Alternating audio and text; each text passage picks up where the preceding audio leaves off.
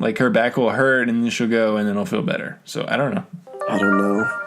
I've just had too many. I've gone to chiropractors before, and I feel like I've just had too many like 6'2" huge old men on top of me, adjusting me in the most awkward way, and I feel violated a little bit afterwards.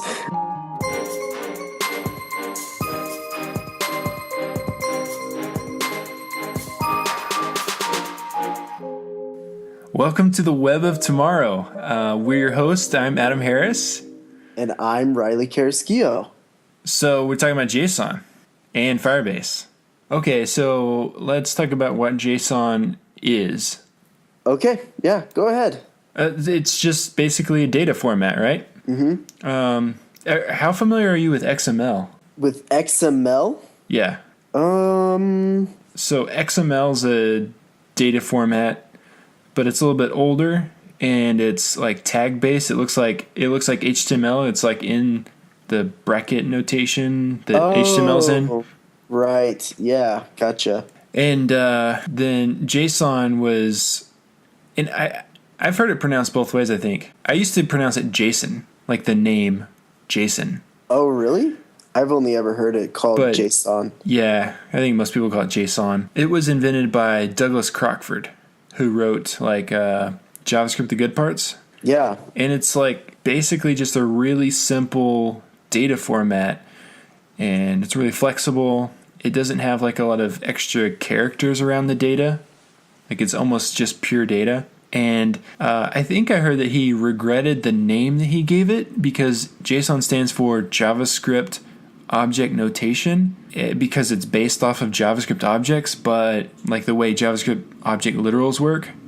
But it's not specific to JavaScript. It can work in any language, and most languages have a way of dealing with this data format, just like any other data format. I was thinking about how JSON isn't like JavaScript dependent necessarily, is it? Or it can work with a lot of different languages. Yeah, exactly. Okay. Does it get that wide of use? Do you know? That's a great question. I'm in the JavaScript world, so I don't really know. That's interesting. I actually didn't, before we started doing this, I was reading up a little bit about it, and I didn't realize, for some reason, I always thought it was just a JavaScript thing.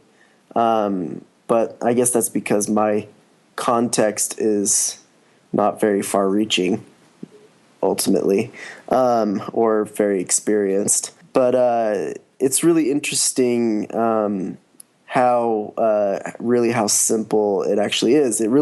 It's almost like you just throw in a very organized way, but you just throw in your data in there, you know? Yeah. The JSON format can be used to represent really simple data or really complicated data, and you can use it to represent an entire database, basically, which is what Firebase does. Yeah, and so the cool thing about, I guess, are we going to just jump into Firebase already, or should we talk about JSON independent of Firebase first? Yeah, let's talk about JSON a little bit more. Okay. Yeah, I saw here that JSON was specified in 2001, so it's only been around for 15 years. Isn't that crazy that 2001 was 15 years ago? Yeah, it is. Wait, how old are you, Adam? 27. 27. So you, like me, have been in now almost, 80s, 90s, thousands, tens, 4 different decades, technically. Yeah. Isn't that weird to think about? But we're not even 30 yet. Yeah.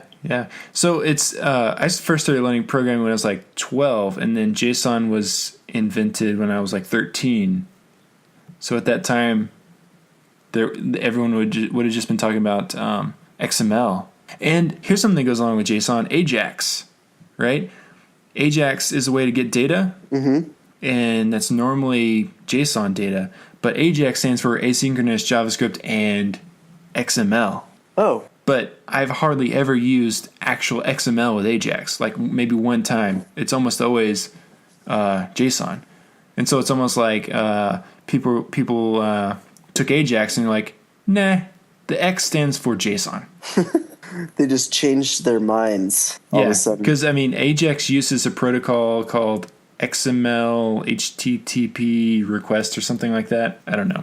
I almost always use an abstraction over it instead of just calling the actual like low-level function. Right. So I was trying to think about how, in the context of what we've already talked about and taught, so one of the ways, I guess, that I've played around with JSON was, I've mentioned this very briefly a few times, but when I learned Angular, you create controllers and services and all that jazz to, well, in my case, we were using it to deal with those back-end stuff. So like JSON, like that data that's back there, just kind of sitting there. And we were using it so that we could recall information. So I think the most common example that gets used is this example of usernames and passwords. Okay. Technically have a huge database, a live database, which is kind of like what Firebase is, but in this case we were playing around with just a static one, right? Just a JSON document that was saved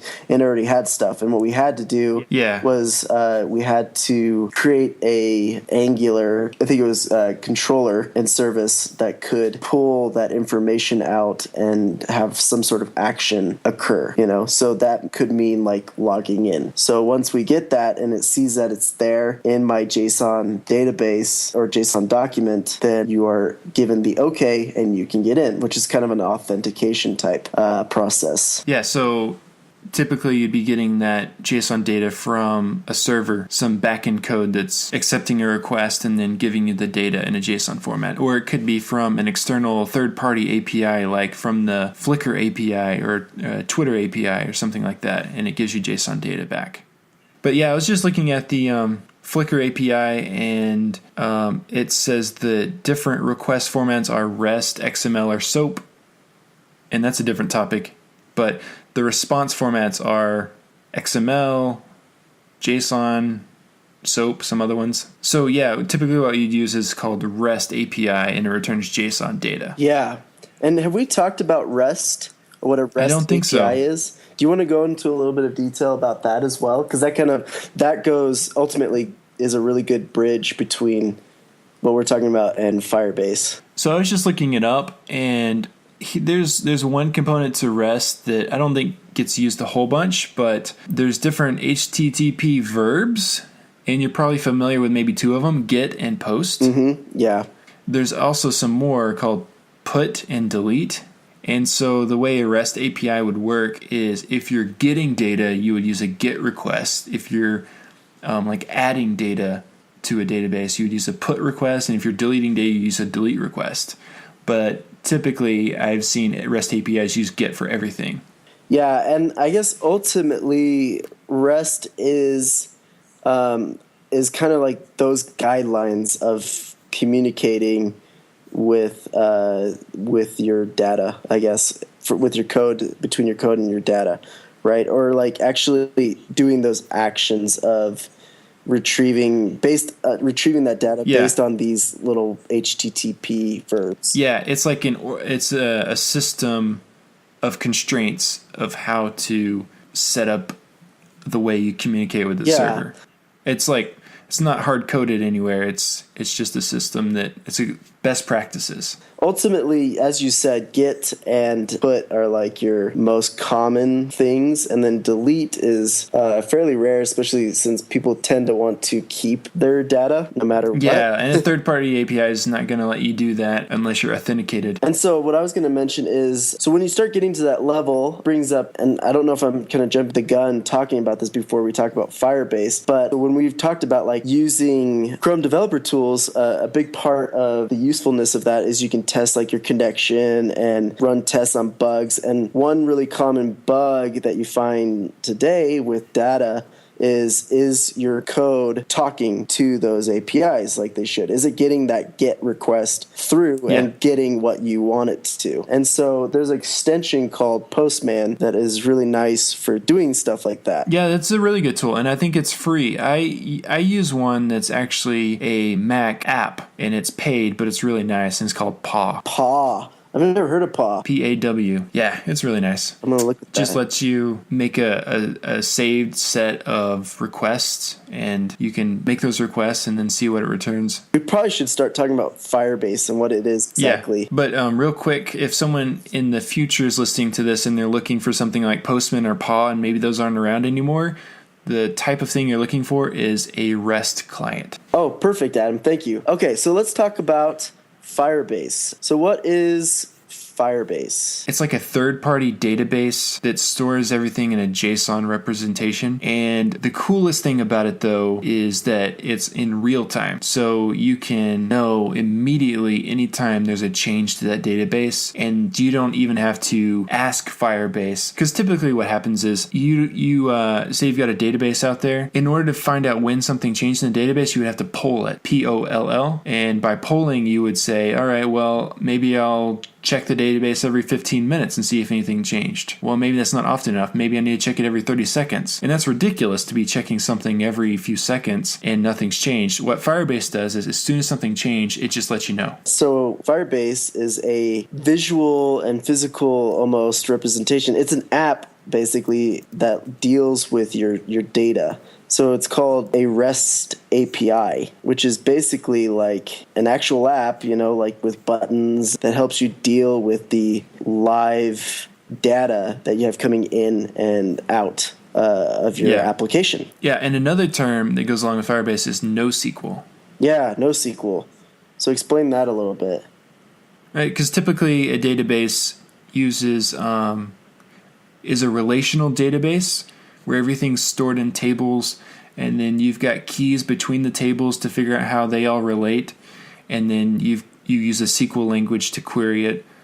But instead, this just stores JSON data. Right, exactly. And there's a certain way of querying for it, but it's different than SQL. Right, and this can be super useful to you in the real world with a real world example. I used Firebase for something, kind of a toy project, but I thought it was pretty cool. So I listened to Pandora with a command line app called Piano Bar. And anyway, so this piano bar thing has some hooks to let you know whenever you're starting a new song. And so I wrote a little Firebase app in Ruby instead of JavaScript, because you can use Firebase in all sorts of different languages, not just JavaScript. And as soon as I listened to a new song, it would write the song up to the Firebase app, and then it would display it on my website, like what song I'm currently listening to. So you could be on my website and then just see the song change immediately. You didn't have to refresh the page or anything. That's pretty cool. Yeah. Another example is something like maybe you want to create an app that connects to your restaurant, and you want to receive order requests. And what basically could be really simple, where people put this specific information in, like their email, their name, and the order that they want. So something as simple as that. Basically 3 form fills. And then they send it, goes to Firebase. And then on your side of the app, you're doing like some kind of like GET request, I guess, on that, and you're pulling the requests, the order requests for your restaurant.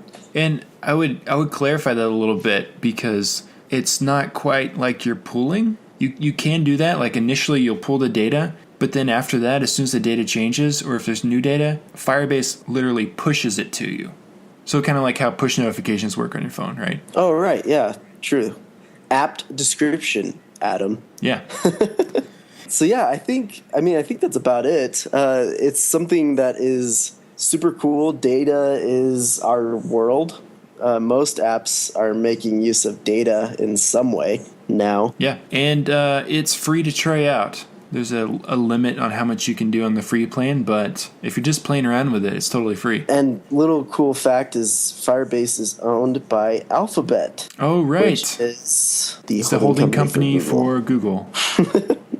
Anyways, we'll leave you with that little fact. I love Firebase. Firebase is pretty cool. You can follow us on Twitter at Web of Tomorrow FM. We're online at weboftomorrowpodcast.com. If you could give us a rating in wherever you listen to your podcast, whether it's iTunes or Stitcher, we'd really appreciate it. Thank you guys for listening. Let us know if it's helping you. We're seeing a lot of people from different countries listening, and that's really cool. The US, United Kingdom, India, Germany, Canada, all sorts of places. And I think if you're in your review, you could say where you're from. That'd be really cool too. And we'll see you next week. Next time on the Web of Tomorrow, we'll teach you how to create a program that will simulate real life, and then you can escape into it, and then you can never leave.